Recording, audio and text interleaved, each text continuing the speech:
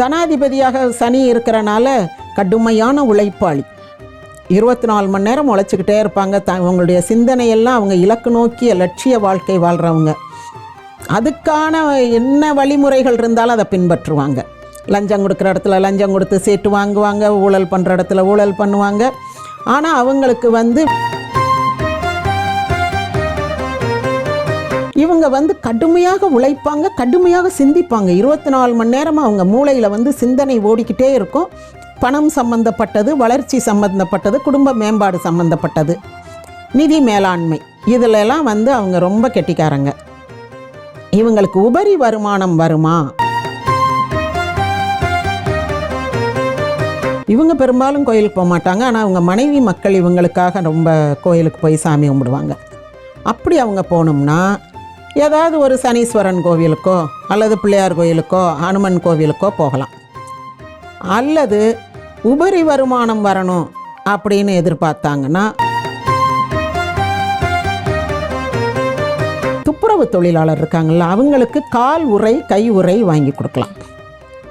செருப்பு, கால் உறை, கையுறை, அல்லது அவங்களுக்கு அந்த பொருட்கள் ஏதாவது தேவைப்படுற பொருட்கள் இவங்க கூட்டுறவங்களுக்கே கூட இவங்க ஏதாவது உதவி செய்யலாம். அவங்க பிள்ளைகளுக்கு உதவி செய்யலாம். ஆனால் அவங்கள பொறுத்தளவுக்கு தெய்வ நம்பிக்கை இருக்கும்.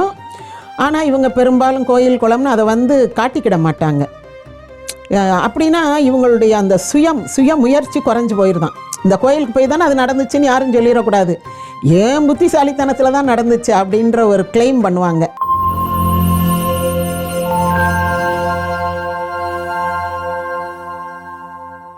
வணக்கம் மேம். வணக்கம்மா. மேம், மகர ராசிக்காரர்கள் அவங்க வாழ்க்கை இன்னும் மேம்படணும், நல்ல பண வரவு இருக்கணும், தொழில் விருத்தி ஆகணும், குடும்பம் குழந்தையோட என்னைக்குமே சந்தோஷமா இருக்கணும் அப்படின்னா அதற்கு அவங்க எந்த தெய்வத்தை வழிபடணும், எந்த கோவிலுக்கு போகணும், என்ன மாதிரி பரிகாரங்கள் செய்யணும்?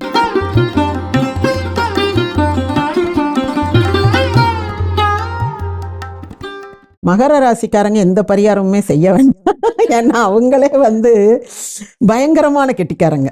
இந்த விருச்சிகம் மாதிரியே ரிஷபம், கன்னி, விருச்சிகம், இந்த மகரம் இவங்கெல்லாம் கொஞ்சம் இன்ட்ரோவர்ட்ஸாக இருப்பாங்க.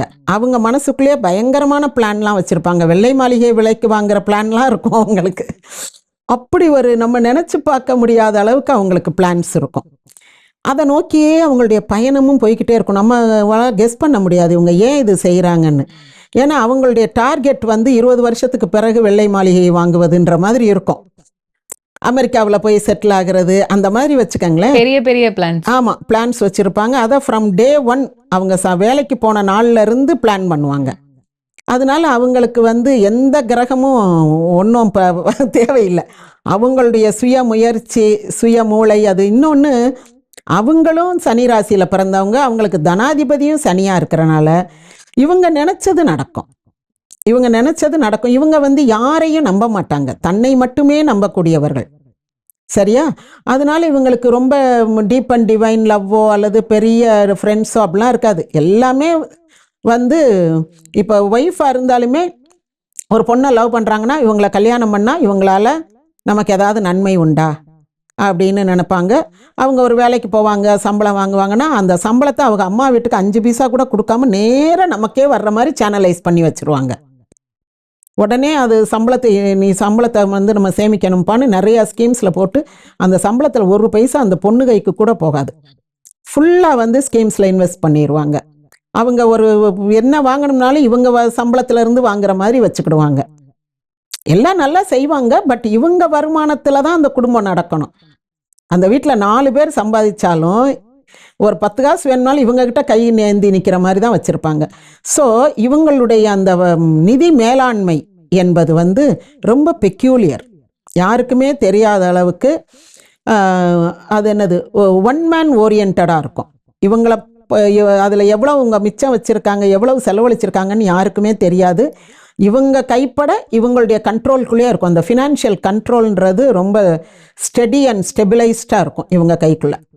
அதனால இவங்களுக்கு பெரிய பரிகாரம், பிரீத்தி எல்லாம் கூட தேவைப்படாது. தனாதிபதியாக சனி இருக்கிறனால கடுமையான உழைப்பாளி. 24 மணி நேரம் உழைச்சிக்கிட்டே இருப்பாங்க. அவங்களுடைய சிந்தனையெல்லாம் அவங்க இலக்கு நோக்கிய லட்சிய வாழ்க்கை வாழ்கிறவங்க. அதுக்கான என்ன வழிமுறைகள் இருந்தாலும் அதை பின்பற்றுவாங்க. லஞ்சம் கொடுக்குற இடத்துல லஞ்சம் கொடுத்து சீட்டு வாங்குவாங்க, ஊழல் பண்ணுற இடத்துல ஊழல் பண்ணுவாங்க. ஆனால் அவங்களுக்கு வெற்றி நிச்சயம், இது வேத சத்தியம், அவ்வளோதான். அவங்களுக்கு அந்த இலக்கை அடைய வேண்டும், நினச்சதை நடத்துவாங்க. இவங்க தம்பிமார், ஒரு தம்பி டாக்டர், ஒரு தம்பி இன்ஜினியர், ஒரு தம்பி அரசியல்வாதி, அப்படி பிளான் பண்ணி வச்சுருவாங்க. அப்படியே படிக்க வைப்பாங்க.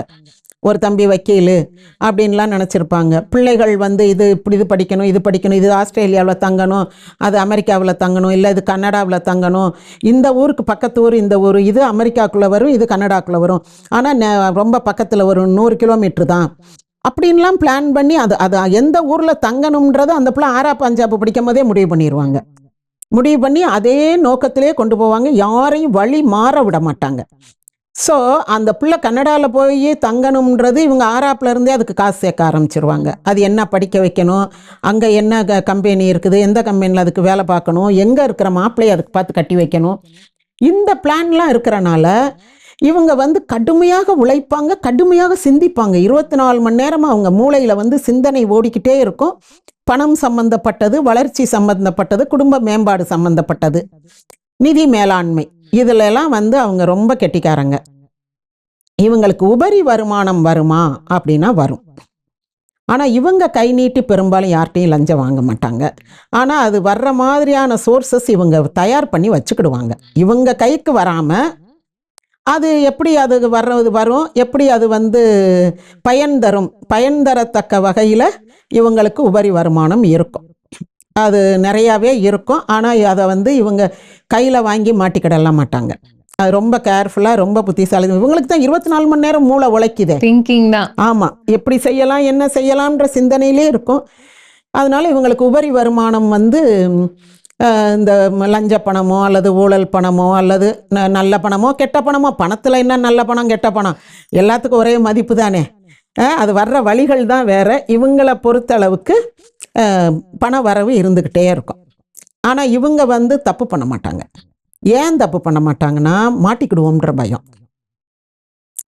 மாட்டிக்கிட்டா நாளைக்கு நம்ம பிள்ளை அமெரிக்கா போக முடியாது, நம்ம மேலே கேஸ் வந்தால் நம்ம பிள்ளை, நம்ம தம்பி இப்போ அவனுக்கு சீட்டு கிடைக்காது, பிளானே சொதப்பிடும். அதனால இவங்க ரொம்ப கேர்ஃபுல்லாக இருப்பாங்க. இவங்க கை நீட்டி யார்கிட்டையும் பணம் வாங்க வைக்க இதெல்லாம் மாட்டாங்க. கூடுமானவரை இவங்களுக்கு ஒரு க்ளீன் இமேஜ் இருக்கும், நல்ல க்ளீன் ரெக்கார்ட்ஸ் இருக்கும் இவங்களுக்கு. அப்படியே தான் இருப்பாங்க. ரொம்ப பயபக்தின்னு சொல்ல முடியாது, பக்தியெல்லாம் ஒன்றும் பெருசாக இருக்காது. ஆனால் நல்ல பேர் வாங்கணும், நம்ம நினச்சதை சாதிக்கணுன்ற பயம் இருக்கும். ஓகே, ஸோ இவங்க வாழ்க்கை இன்னும் சிறப்பாக இருக்கணும் அப்படின்னா எந்த கோவிலுக்கு போகணும், எந்த தெய்வத்தை வழிபடணும்? இவங்க பெரும்பாலும் கோயிலுக்கு போக மாட்டாங்க. ஆனால் அவங்க மனைவி மக்கள் இவங்களுக்காக ரொம்ப கோயிலுக்கு போய் சாமி கும்பிடுவாங்க. அப்படி அவங்க போகணும்னா ஏதாவது ஒரு சனீஸ்வரன் கோவிலுக்கோ அல்லது பிள்ளையார் கோயிலுக்கோ ஹனுமன் கோவிலுக்கோ போகலாம். அல்லது உபரி வருமானம் வரணும் அப்படின்னு எதிர்பார்த்தாங்கன்னா முருகன் கோவிலுக்கு போகலாம். இப்போ முருகன் கோவில்லையே ஓதிமலைன்னு ஒரு முருகன் கோவில் இருக்குது, தோரணமலைன்னு ஒரு முருகன் கோவில் இருக்குது. தோரணமலை இந்த பக்கம் தென்காசி பக்கம் எங்கேயோ இருக்குது, ஓதிமலை கோயம்புத்தூர் பக்கம் இருக்குது. இது ரெண்டும் இந்த ஓதிமலையில் இருக்கிற சாமி பழைய பிரம்மன், 5 தலை பிரம்மன். அதான் 5 தலையில தான் ஒரு தலையை வெட்டி 4 தலையாக்குவார் சிவபெருமான். அந்த 5 தலை பிரம்மன் கோவில் அது பழைய கோவில். அது இப்போ முருகன் கோவிலாக வழிபடப்படுது. அதில் அந்த இன்னொரு தலை எங்கன்னு கேட்டால், போகர் பழனிக்கு வழிகேட்டு வந்தார். அப்போ முருகன், ஒரு தலை முருகன் அங்கே போய் நின்று இந்த மலையில் நின்று வழி காமிச்சார், இப்படி போங்கன்னு. அதனால ஒரு தலை அங்கே இருக்குது, 5 தலை மட்டும் இங்கே இருக்குன்னு சொல்லுவாங்க, ஒரு கதை. அங்கே இன்னொன்று இந்த பவளமலை பச்சைமலை அங்கேயும் கதை கேட்டால், போகர் பழனிக்கு வழி கேட்டார், போகர் ஆகாய மார்க்கமாக வந்தார், வழிகாட்டும் போது பாதாள மார்க்கமாக வழிகாட்டினாங்க. இப்படி கதைகள்லாம் உண்டு, அந்த ஊரில் உள்ள ஒரு பொதுவான கதை. அப்புறம் துர்வாச முனிவர் வந்தார், இந்த கதையும் அங்கே உண்டு. ஒவ்வொரு இடத்துக்கும் ஒவ்வொரு விதமான கதைகள் அதில் உண்டு. இந்த ஓதிமலையில் 5 தலை முருகன் உண்டு. இது ரொம்ப விசேஷமான கோயில். அங்கே தெப்பந்திருவிழா, அந்த சித்ரா பௌர்ணமி, அந்த இதெல்லாம் இருக்குது. மற்றபடி அங்கே ஒரு நல்ல கோவில், முருகன் கோவில்ன்றதுக்கு அங்கே போகலாம். இந்த 2 முருகனையும் வச்சுக்கோங்க.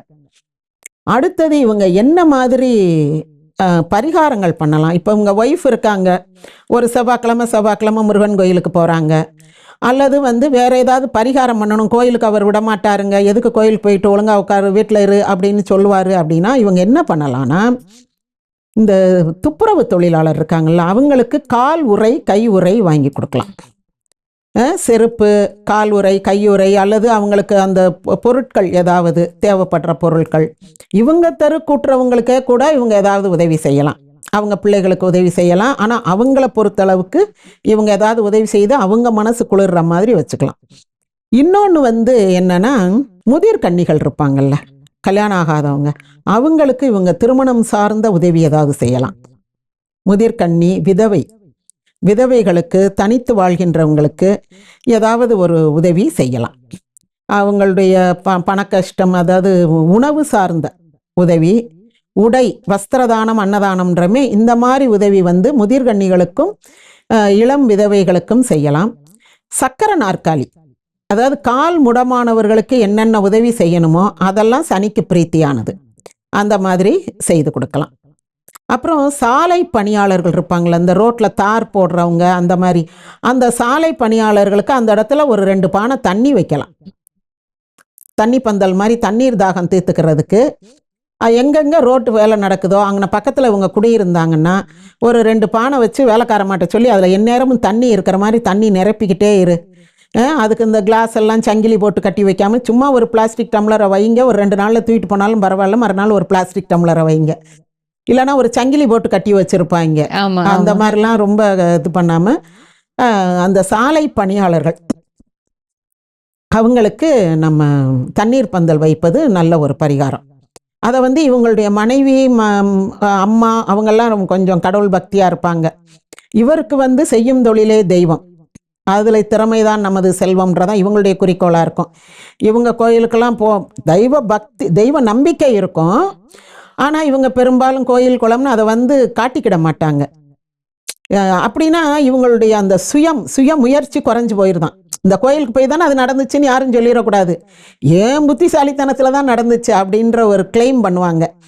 ஆனால் இவங்களுடைய மனைவி, தாயாரெலாம் ரொம்ப கடவுள் பக்தி உள்ளவங்களாக இருப்பாங்க, இவங்களுக்காக போவாங்க. அப்படி போகும்போது சனிக்கிழமைகளில் நம்ம பிள்ளையாருக்கு வந்து தண்ணி ஊற்றுறது, அதாவது ஒரு சின்ன பிள்ளையார் சிலை எங்கேயாவது இருக்குன்னா அதுக்கு ஒரு சின்ன குடம், ஒரு 5 லிட்டர் குடத்தில் கொண்டு போய் தண்ணி ஊற்றிட்டு அதுக்கு ஒரு பூ வச்சுட்டு கொஞ்சம் விபூதியோ அல்லது சர்க்கரையோ அந்த இடத்துல போட்டுட்டு வந்தால் அது ரொம்ப நல்ல பலன் கொடுக்கும் இவங்களுக்கு. அந்த மாதிரி செய்யலாம். பிள்ளையார் கோயிலுக்கெல்லாம் எங்கே பிள்ளையாரை பார்த்தாலும் அந்த பிள்ளையார் கோயிலில் நின்று ஏதாவது ஒன்று வாங்கினக்குள்ளே 2 கல்கண்டை வாங்கி வச்சுட்டு வந்தால் நல்லது. மகர ராசிக்காரர்களுடைய வாழ்க்கை மேம்படணும், அவங்களுக்கு பணவரவு என்னைக்குமே இருந்துட்டே இருக்கணும் அப்படின்னா அவங்க கோவிலுக்கு போக மாட்டாங்க. அவங்க கூட இருக்கிறவங்க எல்லாம் எந்த கோவிலுக்கு போகலாம், என்ன மாதிரியான பரிகாரங்கள் எல்லாம் செய்யலாம் அப்படின்றத பத்தி தெளிவான விளக்கங்கள் கொடுத்தீங்க. நன்றிம்மா. நன்றிம்மா.